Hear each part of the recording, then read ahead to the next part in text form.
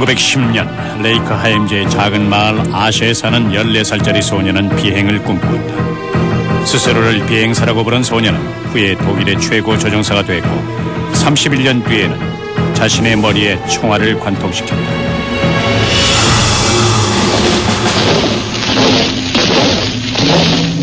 나치스가 갈고리 십자장을 두른 그의 관을 들고 장례 행례를 거행하고 있다. 육군 원수이자 항공부 장관 헤르만 괴링은 그가 시험 비행 중 추락사라는 참혹한 사고를 당했다고 공식적으로 발표했다. 장례식장에서는 거짓 눈물을 흘렸다. Jetzt müssen wir Abschied nehmen. Unfassbar ist uns der Gedanke, dass du, mein lieber Udet, nicht mehr unter uns weilst. 거짓말이었다. 그가 우데트를 죽음으로 내몬 장본인이었다.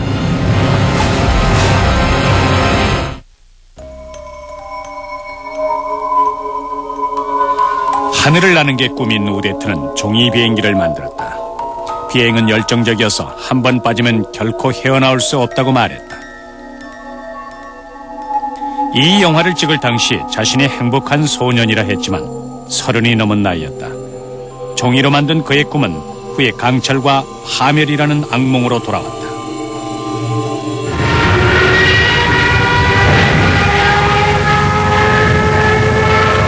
그는 급강하 폭격기라는 뜻의 수트카를 고안했다. 휘청을 울리는 굉음을 내며 표적을 정확하게 맞춘 이 폭격기는 2차 대전에서 악명을 떨친 무기가 되었다. 우데트가 나를 포함해서 다른 동료들에게 모두 똑같은 편지를 보냈는데 비행은 목숨을 내걸 만한 가치가 있다는 내용이었죠. 수많은 사람의 소중한 목숨을 희생시킬 필요가 있었을까? 시가 상자내던 우데트의 편지, 휴대용 수첩, 달력, 애매한 표정의 사진들이 그의 인생에 대한 회의적인 자세를 입증한다. 이것들이 그의 인생을 대변해준다. 1차 대전에서 부모에게 보낸 편지에는 62기 격추 기록으로 독일 최고의 훈장인 최고의 영예를 받았다는 내용이 담겨있다. 행복한 소년의 3살적 모습이다.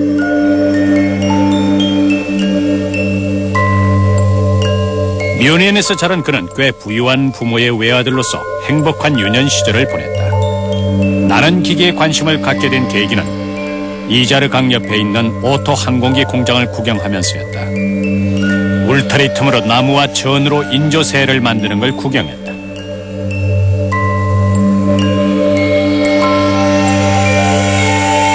비행하는 꿈은 자유를 향한 꿈이었다. 물론 시행착오도 있었다.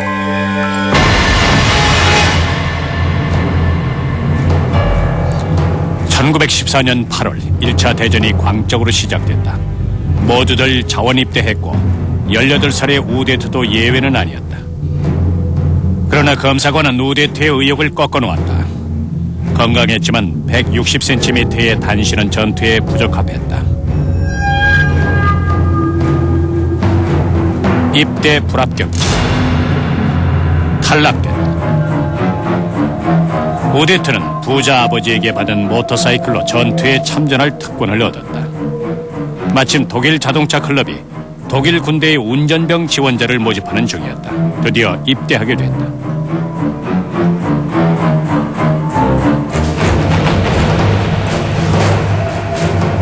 전쟁터는 잔인한 사륙의 현장이었지만 처음 1년 동안은 애국심에 불타 온몸을 던졌다.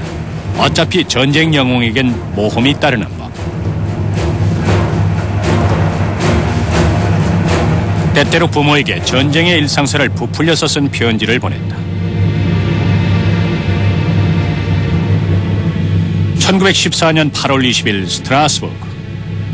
다행히 곧 전선으로 돌아갈 것 같아요. 그러면 녀석들이 관에 들어가지 못할 정도로 패줄 거예요.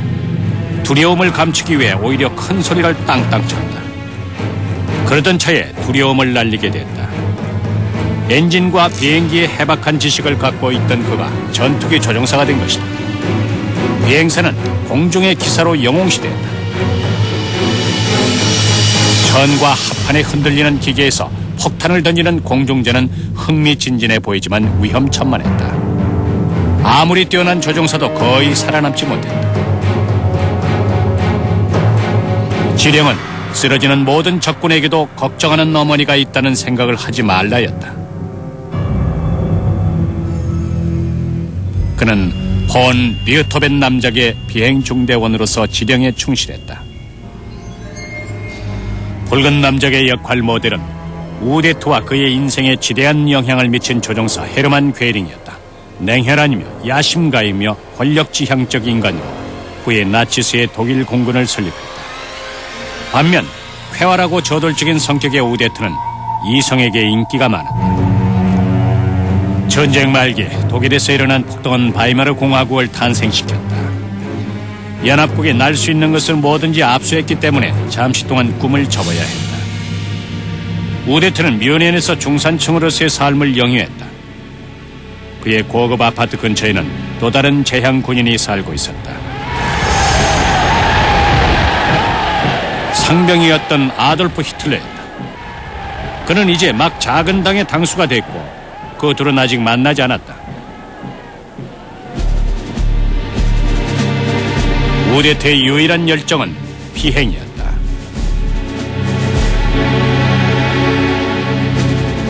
부유한 미국인의 자본금을 빌려 우데트 항공기 회사를 차리고 그때부터 자신을 제작자라고 불렀다. 불평등한 베르사유 조약에 따라서 항공기 제작이 금지됐기 때문에 첫 원형은 닭장에서 비밀리에 제작해야 했다. 후에 불안정한 정세 속에서 비밀 재군비를 추진한 독일 군대에서 엄청난 지원금을 대주었다.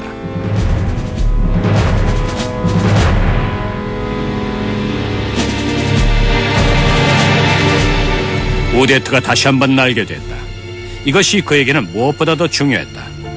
독일인과 미국인으로 이루어진 수많은 관객 앞에서 목숨을 걸고 위험한 묘기를 선보였다.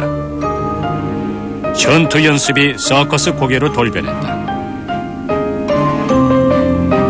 지면 위에서 공중제비를 할 수 있는 사람은 없었다. 날개 끝으로 손수건을 걷어올리는 사람도 없었다. 가장 아슬아슬한 묘기 중에 하나는 플라밍고기의 엔진을 끄고 프로펠러가 움직이지 않는 상태에서 공중 돌기를 하는 것이었다. 역시 엔진이 꺼진 상태에서 활주로를 향해 느리게 하강했다. 활주로 위를 따라 내려가다가 착륙점에 사뿐히 내려앉는 공중비행 방법이 불가능해 보였지만 우데트는 진정한 고개사처럼 위험을 조절할 줄 알았다. 마치 새가 된 것처럼 하늘을 날아다녔어요. 비행 기술이 정말 뛰어났죠. 그와 비행기를 타면 걱정할 필요가 없었어요. 새 같았어요. Sehen Sie mir, Frau, mit der Fliegerei ist das so eine Sache. Viele fühlen sich berufen, aber nur ganz wenige sind auserwählt.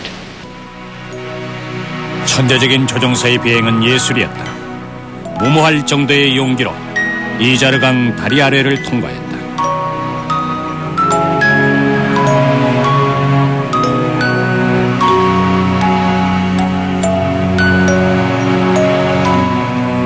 발 아래 뮌헨의 중앙철도역이 보인다. 영화에서 조종사 역을 맡은 그는 세린게트 평원 위를 날았다. 영화 SOS 아이스버그를 찍기 위해 그린란드 빙산 사이를 날았으며 친구 레니 라이펜스탈도 출연했다. 담력이 아주 셌어요. 늘 손에 땀을 쥐게 하면서 아슬아슬하게 충돌 위기를 넘기곤 했죠.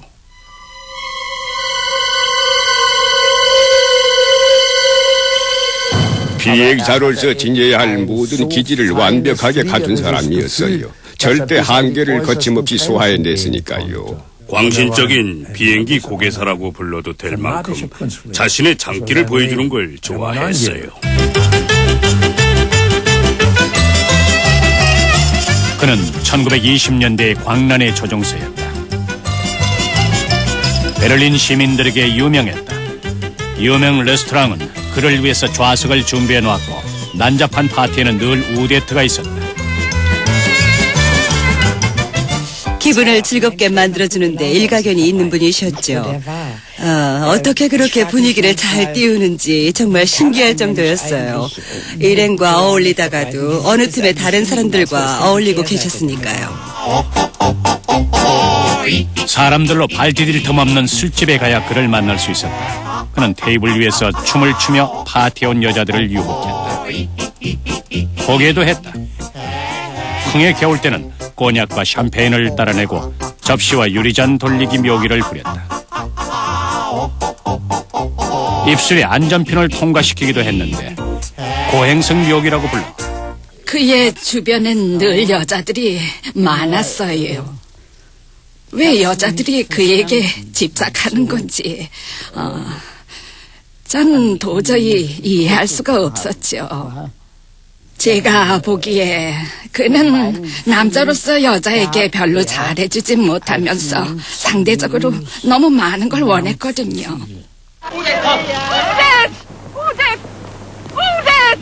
그가 여자들에게 기대하는 것 이상으로 여자들이 그에게 기대하는 게 너무 많았죠. 그는 주지는 않고 여자가 주는 대로 받기만 하는 쪽이었어요. Und was gefällt Ihnen am besten hier? Nicht die Frauen? Nein. Wirklich nicht. 아버지가 어머니에게 준 상처를 조금이라도 느낄 수 있었다면 아마 굉장히 마음이 괴로우셨을 거예요. 그건 다른 여자에게도 마찬가지였죠. 우데트는 젊은 여배우 에히미 베세를 보는 순간 첫눈에 반했다. 1933년 그녀가 딸을 낳았을 때 레이크 에이브세에서 친구들과 즐기던 우데트가 전보를 보냈다. 수고했어. 이름은 아네마리로 할 테니 답장 줘요. 에이브세 호텔에서. 이때 그는 다른 여자와 새로운 관계에 있었다.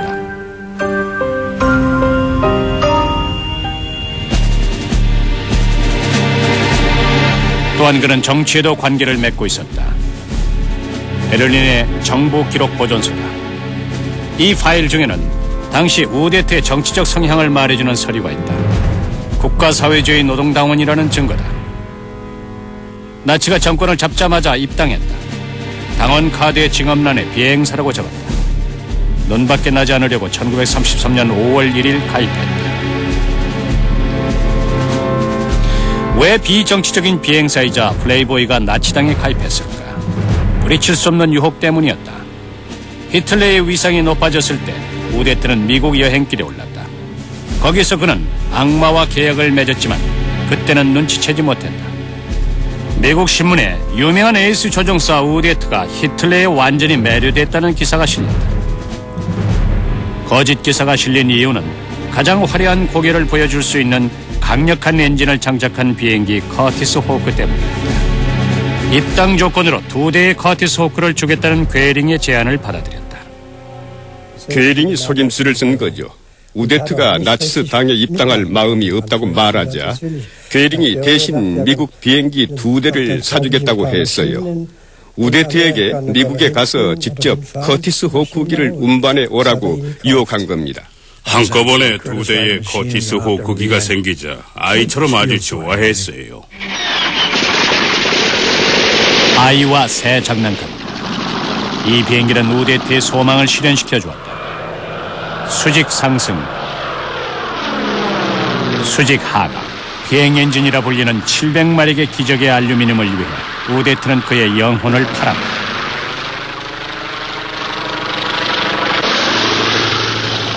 대담한 이력과 수직 강하가 우데트에게 불길한 생각을 일으켰다. 이 전투기는 히틀러의 첫 번째 공포 무기였던 급강하 폭격기 슈투카의 모델이 되었다.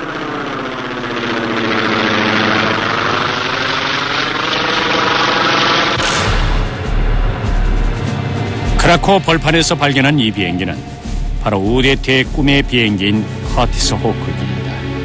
이 비행기는 2차 대전에서 사용한 가장 끔찍한 무기 중 하나가 됐다.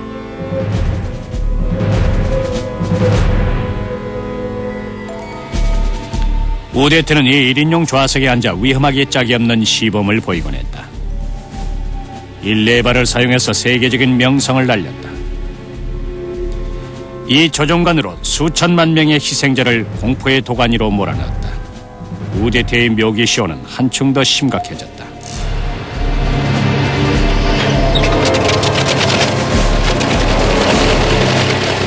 마지막으로 이륙한 지 60년이 지난 지금도 프로펠러가 회전합니다.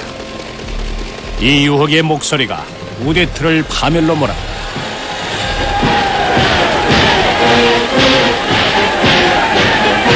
1933년 1월 30일 수상으로 임명된 히틀러가 정권을 이어받았다.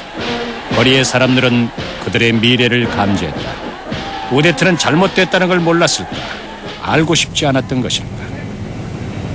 위대한 비행사가 되기 위해 악마와 계약을 맺어야 하지만 휘둘려서는 안 된다고 말했다.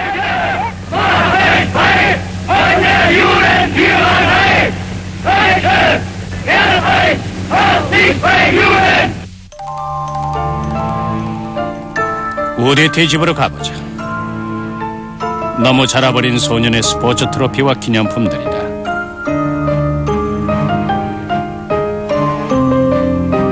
세계대전에 잡다한 물건과 비행기를 격추시킨 상으로 받은 트로피들이다. 붉은 남적에 초상하다. 최고의 영예 훈장을 단 젊은 시절의 씩씩한 우데트다.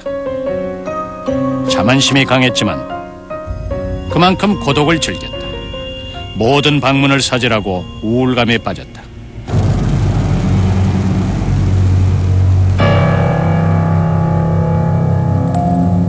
점점 와인, 맥주, 꼬냑을 포금하기 시작했다. 목수에게 이동바를 만들게 해서 자신의 모든 비행기의 기본 장비로 달았다. 흔들려도 깨지지 않도록 유리잔을 조심히 실었다. 비행마다 늘 술을 마셨다. 그의 세대는 과음을 남자답다고 여겼다. 우린 서로 마음이 통해서 브랜디 한 병을 마셨다 하고 칼츠 구마이어는 회상했다. 그는 우데트를 다룬 연극 불운의 장군의 작가였다. 술을 너무 좋아했어요. 늘 술에 젖어 살았지요. 비행을 하기 전에도 엄청나게 많은 양의 꼬냑을 마시는 일이 잦았어요. 아버지는 불안한 마음을 가라앉히기 위해서 점점 술에 의존하기 시작하셨죠. 자신의 임무를 제대로 수행하지 못할까봐 초조해하셨어요. 불안의 원인 제공자는 히틀러가 원하는 대로 새로운 공군을 설립하고 있던 자신의 오랜 전우인 괴링이었다. Deutscher Fleiß, deutsche Arbeit, deutsche Erfindung und deutsche Organisation haben hier nun der Welt einen neuen Beweis ihrer einzigartigen Kraft und Stärke gegeben. 괴링은 공군을 대표하는 역할 모델이 필요했다. 그가 지목한 역할 모델은 우데트였다. Aber wenn es auch mal schief geht, Jugend muss wagen. 젊은이는 용감해야 한다는 선전 문구는 우데트를 가리키는 것이었다. 주간 뉴스 영화에서도 독일 제국 최고 사냥꾼 괴링의 옆에 있는 그를 보여주었다. 받아들이긴 했지만 마음 한켠이 괴로웠다. 괴링의 숲에서 시체 냄새가 진동했다고 일기에 적었다.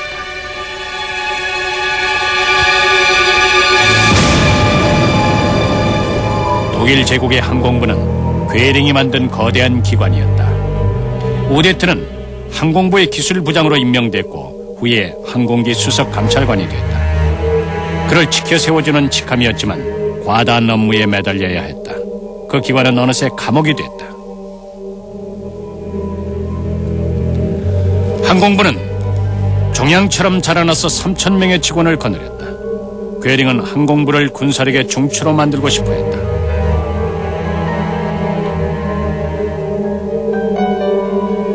그림의 소질이 있었던 우데트는 자신의 신세를 만화로 그렸다. 책상에 묶여서 좋은 시절을 꿈꾸었다. 좌절일까 낙서일까. 자신을 희생자로 표현했지만 실제로는 가해자가 돼갔다. 그는 플라밍고를 타고 하늘을 누비던 시절을 그리워했다. 고민에서 도피하려는 몽상가는 고민에 억눌렸다. 이미 악마와 계약을 맺은 걸 어찌하겠는가.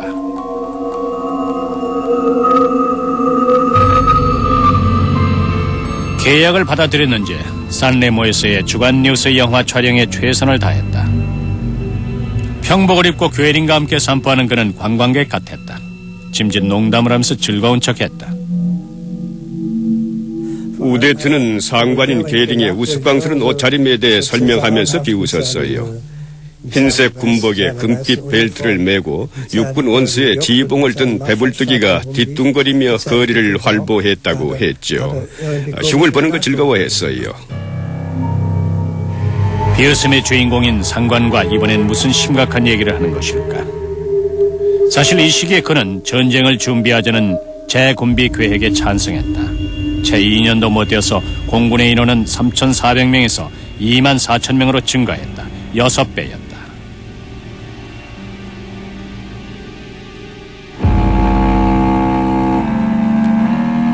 베를린의 북쪽 100km 떨어진 메흐린이다. 공군은 시험대에 올려질 환상의 군사력이었다.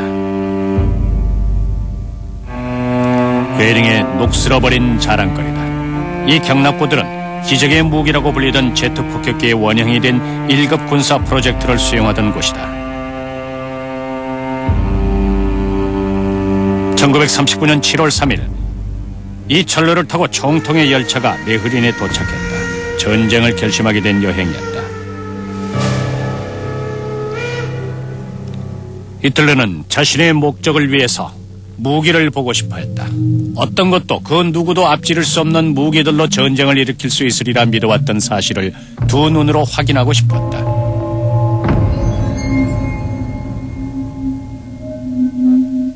히틀러 앞에서 우데트는 열정적이었다. 1차 대전에서의 폭격기 조종 경험이 풍부한 우데트와 괴링은 비행기의 급강하 폭격 미사일을 보여주었다.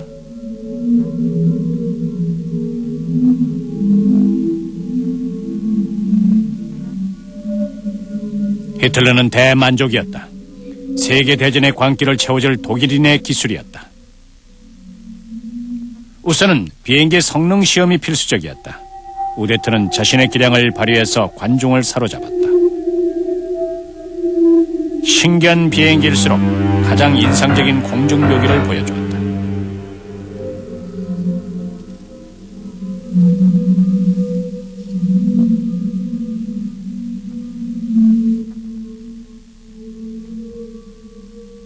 괴링은 이게 바로 제 비행기입니다라고 자랑했어요.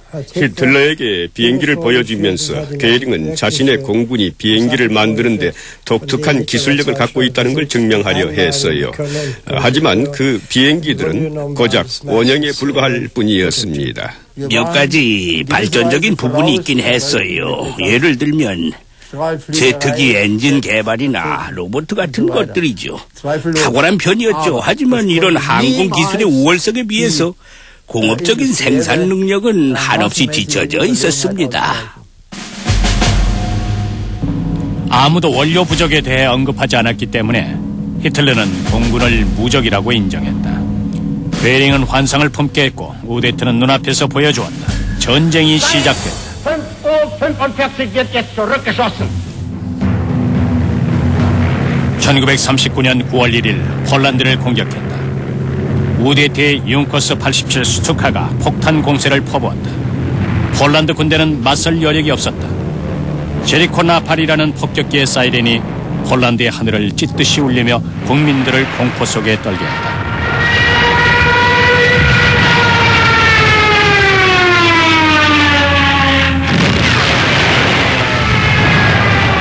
급강하 폭격은 조종사에게도 악몽 같은 기억을 남길 정도로 위험한 일이었다. 조종사가 갑자기 수직으로 하강하는 것은 매우 어려운 일이에요.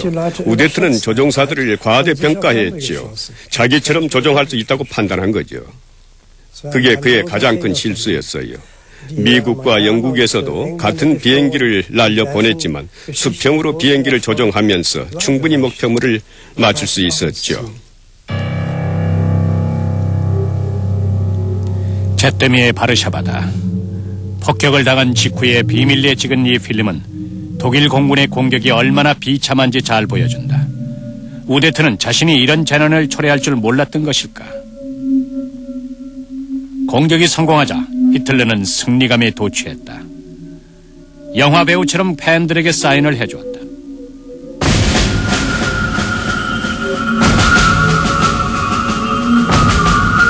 항공부의 긴장감이 고조됐다. 히틀러에게 전쟁은 이제 시작이었지만 공군과 지휘자들은 이미 기진맥진한 상태였다. 괴링이 나 몰라라 하는 동안 우데트는 그의 목까지 떠안았다. 항공부는 혼란 상태에 빠졌다. 우데트는 신에게의 원행이 성공하리라 기대했지만 원료가 거의 바닥나 있었다. 또 그를 밀어낼 기회를 노리는 경쟁자가 있었으니 공군의 제2인자 에리하르트 밀히였다. 우데트가 최고의 비행사지만 최고의 기술자는 아니라는 히틀러의 말에 동감했다. 어쨌거나 미리는 우데트를 꽤 질투하고 있던 게 확실했어요.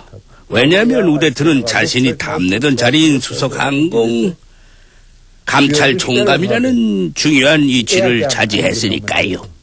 미리는 뛰어난 전략가이자 위대한 성취가였죠. 전쟁 전에 독일 항공사에서 사장으로 일한 경험이 있어서 우데트보다 지도력이 앞섰기 때문에 오히려 그 직위에 딱 어울리는 사람이라고 할 수 있습니다. 독일이 소련과 불가침 조약을 맺은 다음 해인 1940년 소련 대사관에서 열린 신년 파티에 나타난 우데트의 모습이다. 소련 동지들에게 둘러싸인 그는 매우 안정돼 있었고 숨통이 트이는 듯했다. 소련과의 평화가 지속될 것 같았고 알루미늄 부족 때문에 비행기의 대량 생산이 불가능하다는 것을 눈치채는 사람도 없어 보였다. 우데트가 의지한 또 다른 탈출구는 술을 마시는 것이었다. 그에게 비극적인 일은 전쟁이었어요. 오직 전쟁 발발이 그의 비극이었죠. 비극이 일어났다. 1940년 5월 10일 서부 전선인 브뤼셀의 상공에 스투카가 나타났다. 공군은 덩커크에 있는 영국 비행장을 향해 대규모 폭격을 감행했고 프랑스 전투기는 지상에서 파괴됐다. 우데트는 자신의 마지막 대승을 축하했다.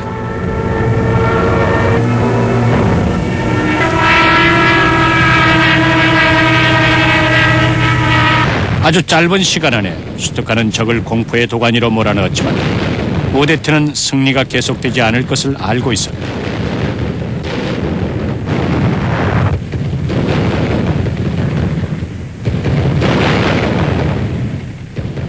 전쟁이 그의 인생을 지배했어요.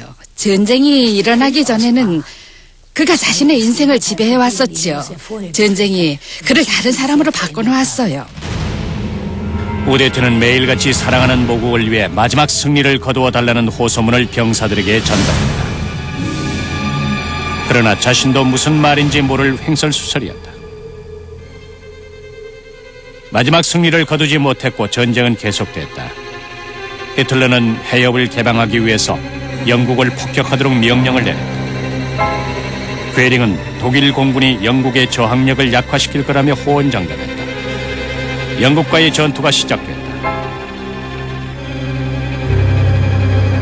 우데트는 독일 공군이 실패할 것을 알았다. 스투카가 날기엔 항공거리가 너무 멀었고 속도가 느려서 영국 공군의 표적이 되기 십상이었다.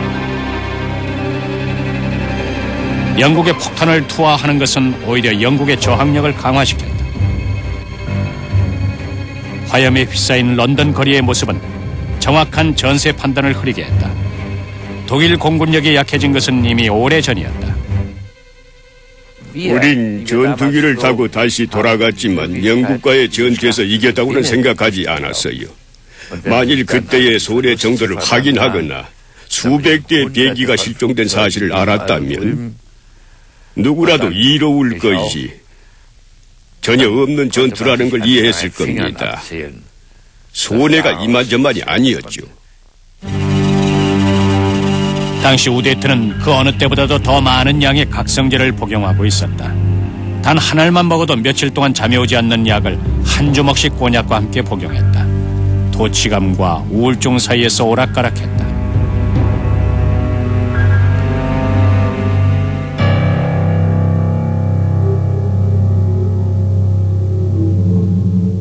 알약 속에 비행하는 꿈이 있었다.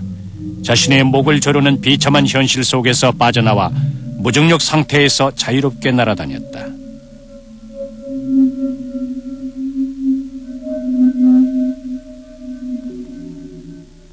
우데트는 페르비틴이라는 약물을 복용하고 있었는데 그 이유는 그의 정신적 기질이 순전히 장기적이고 끊임없는 성취에 맞지 않았기 때문입니다. 그에겐 당장 만족을 얻을 수 있는 일이 더 어울렸죠. 이런 유형의 사람은 단시간 동안 비행하는 모험에는 대단히 강하지만 조직체 내에서의 높은 위치에는 어울리지 않아요. 자신의 능력의 한계를 느낄 때는 그 상황을 이겨내기보다는 다른 무엇에 의존해서 잠시 현실을 잊으려는 욕구가 지배적으로 일어나는 유형이라고 할 수 있습니다. 격심한 자기 비하에 빠진 우데트는 다시 그림을 그리기 시작했다. 병든 우데트 자신이 결코 성공하지 못할 거대한 무기 프로그램을 가슴에 얹혀놓고 무시무시한 악몽에 시달리는 그림이었다. 우데트가 안전히 위협을 받는다고 판단한 괴링은 그에게 2명의 의사를 달려서 블랙프레스트로 휴양을 보냈다. 빈자리는 그의 경쟁자인 밀희가 잠시 동안 이어받았다. 펠트베르크 산장으로 휴양 온 우데트는 방문록에 보통 여행객처럼 자신의 이름을 서명했다. 관리자의 이름 밑에 가장 멋진 서체로 에른스트 우데트라는 사인을 남겼다. 방문객의 상태를 적는 칸에는 가차없이 신경과 육체의 쇠약이라고 적어넣었다.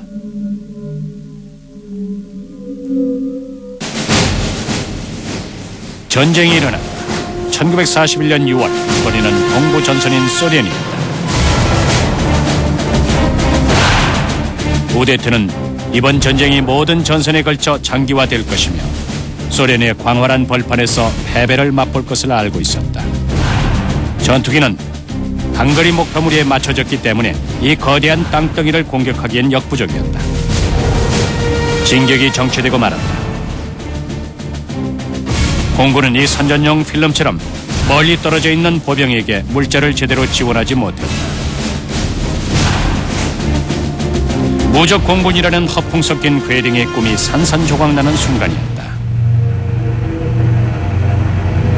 그러나 독일군이 지나간 소련은 말할 수 없이 처먹겠다. 우데트가 이 사실을 받아들였을까? 한 번은 이런 일이 있었어요. 소련에 선전포고를 하고 독일군이 소련으로 진격했다는 소식을 들었을 때 우데트는 매우 깊은 절망과 혼란 상태에서 헤어나오지 못했어요. 그리고는 제게 이런 말을 했어요. 레니, 전쟁에 이길 수 없을 거야. 바로 이 말이었어요. 레니, 우린 이길 수 없어. 그가 했던 말은 뭔가 잘못돼 가고 있어. 그게 전부였어요. 1941년 8월 괴링의 열차가 우크라이나에 도착했다. 육군 원수는 치열한 전쟁터에서 한참이나 떨어진 이곳에서 작전 회의를 열었다. 상황을 보고하는 동안 한쪽 옆에 서 있는 우데트는 얼굴에 냉담한 표정을 짓고 있었다.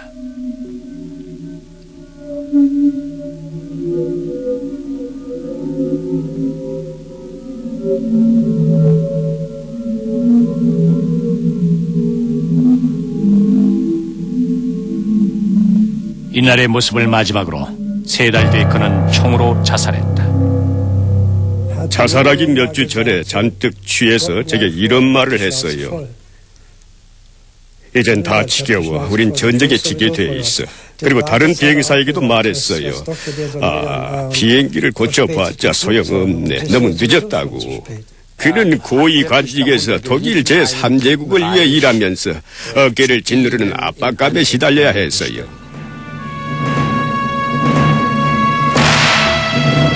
항공부는 그가 죽기 몇 주 전 선전용 사진을 찍으라고 지시를 내렸다. 그는 자신감에 찬 포즈를 취해보려 했지만 예전의 그 쾌활한 영웅은 아니었다. 카메라 앞에서 억지로 미소를 지어 보였다.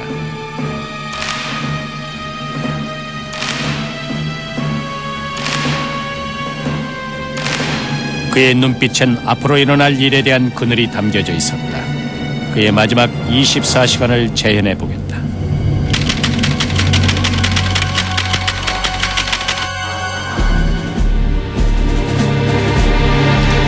(11월 16일은) 아주 화창한 날씨의 일요일이었다. 몇 사람이 베를린의 히어스트라제에 모였다. 우데트와 전 비행기 기술자인 바이어와 우데트의 연인인 잉게블라일이었다. 후에 그녀는 우데트가 기분 나쁜 농담을 하며 애견을 낙엽더미 속에 파묻으려고 했다면서 울적한 마음을 이상한 행동으로 풀려 했다고 증언했다.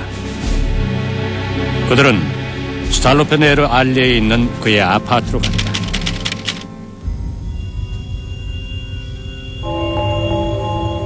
오후 1시 그들은 우데트의 이동바에 앉았다.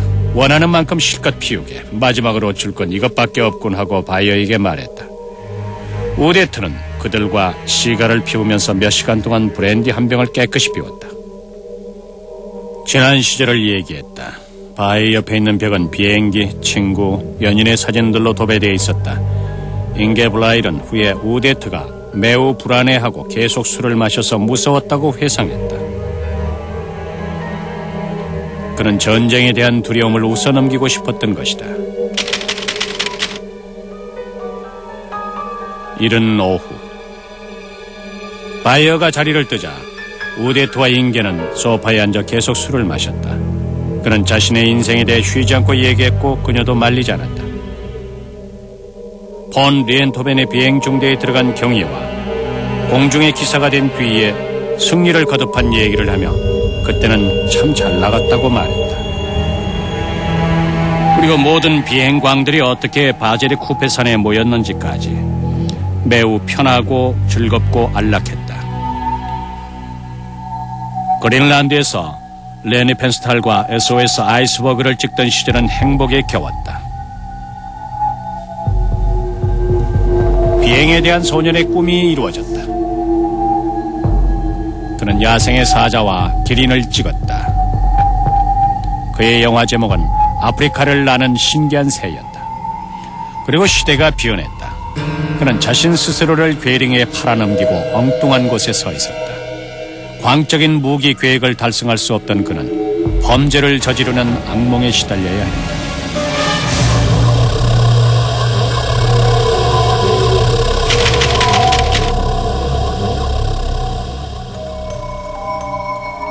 초저녁 잉게블라일은 의기소침해진 우데트를 위해서 친구인 윈터의 집으로 데려갔다. 아이들의 놀이동무가 된 그는 동심으로 돌아왔다. 내일부터는 에른스트 아저씨를 볼 수 없을 거야 라고 말하자 소년이 웃었다. 비행기 놀이를 했다.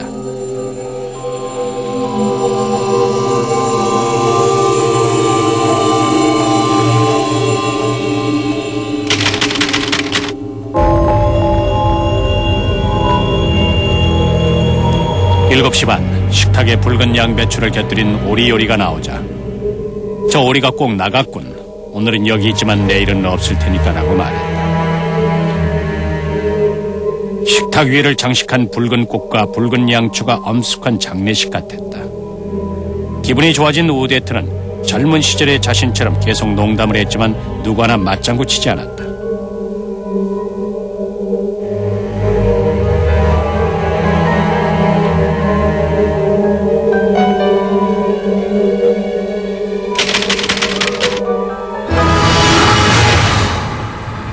계속 술을 마시며 말리지마 이게 마지막 브랜디야라고 고집을 피웠다.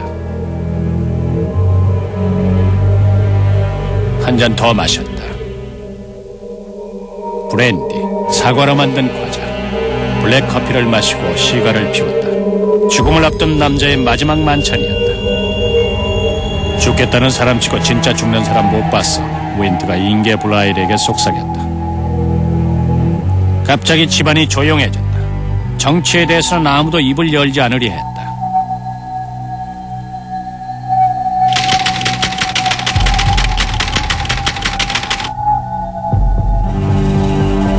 새벽 1시에 윈터의 집에서 나왔다.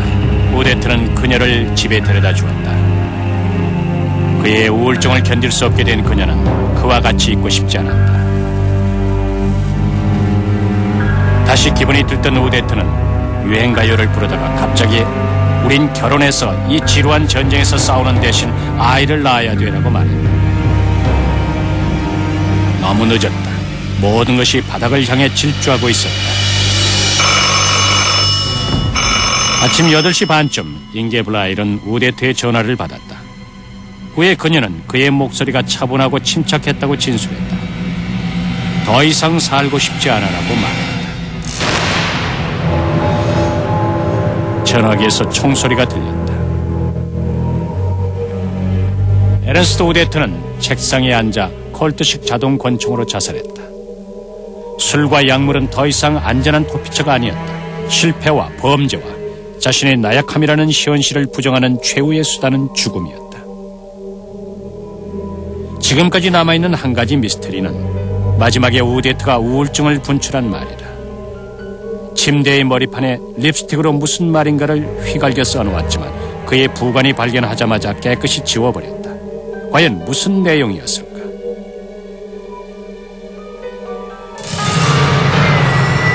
(40년) 동안 보관된 이 서류가 결정적인 증거야. 우데트가 죽던 날 밤 잉게 블라일이 서술한 내용이다. 우데트가 쓴 세 문장이다. 사랑하는 잉게, 왜 날 떠난 거요? 철인, 넌 나를 속였어. 괴링을 뜻한다. 멜히, 이 나쁜 녀석. 목격자 잉게 블라일의 서류이다.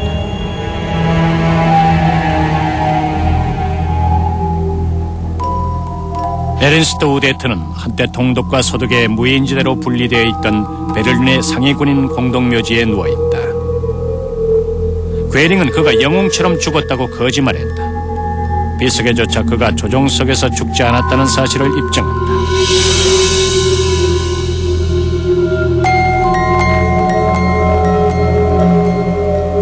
위대한 비행사가 되기 위해 악마와 계약을 맺어야 하지만 악마에게 휘둘려서는 안 된다고 우데트는 말했다. 그러나 그는 악마의 손에 휘둘리고 말았다.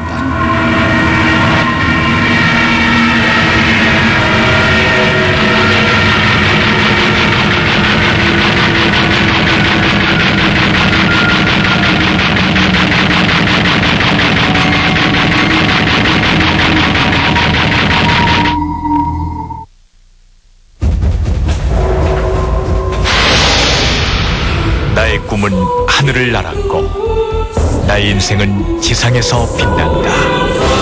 내가 이끌어가는 세상 뉴그랜저 XG.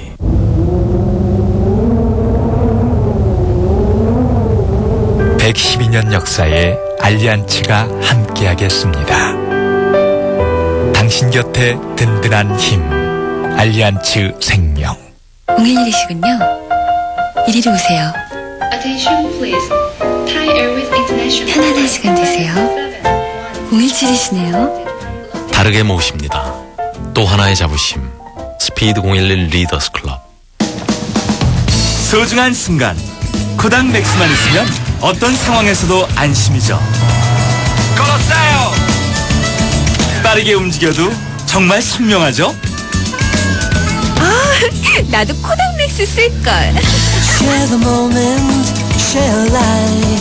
나무야. 나무가 새로 태어납니다. 나무의 가능성을 넓혀갑니다. 나무가 꿈꾸는 동화 같은 세상. 뉴우드 크리에이터 동화